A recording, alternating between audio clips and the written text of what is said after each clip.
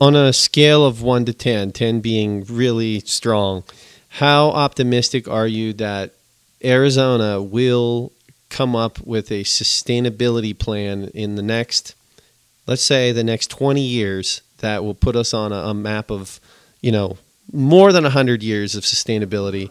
Over 20 years? I would say I'm at a 9. Really? I think we're, yeah. This is before catastrophe happens. Meaning, are we going to come up with this before it gets real ugly and we create even more, irreversible damage? Yeah, well, in that case, before you get the huge catastrophe, I would say probably 6. You think it's got to hurt a little more? Yeah, well, because that's the fact. Water is super cheap in Arizona. Mm-hmm. Even for us being a desert state, we pay so much less than so many other parts of the country for water. And I think that's a testament to the fact that we actually did a pretty good job of figuring out water, it's awesome in the early days. But you know what? Water is going to have to start really, it's going to get more expensive. There's no way around it. Water will become more expensive in Arizona. And I think you're going to have some of that. I mean, some people's wells are already starting to go dry and people are still sort of saying, well, but we can't really do anything.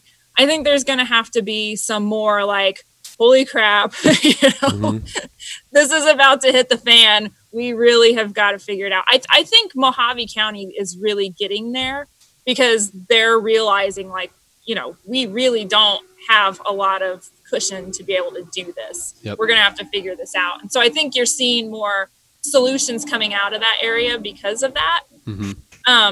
And I think that's probably what you're going to have to see in other places. And water will just have to become more expensive.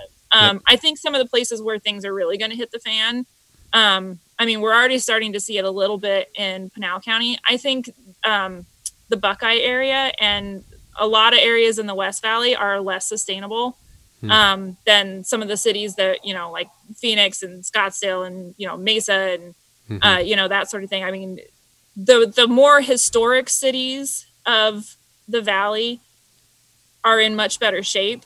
The newer ones, the ones that don't have the depth of water portfolio, that they're really heavily reliant on like groundwater, things are going to start hitting the fan.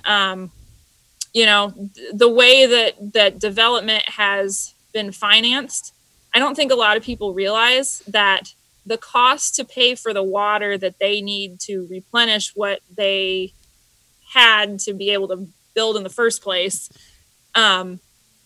that's all rolled into your mortgage, and the developer ain't paying that. It's the homeowner. The homeowner is gonna, and as water gets more expensive and sources to replenish those obligations get more expensive and harder to find, people's mortgages they have already gone up. They're going to continue to go up. And I think that's going to be the next one where we really start. I think that's going to be the next, like, oh boy, we really got to do something.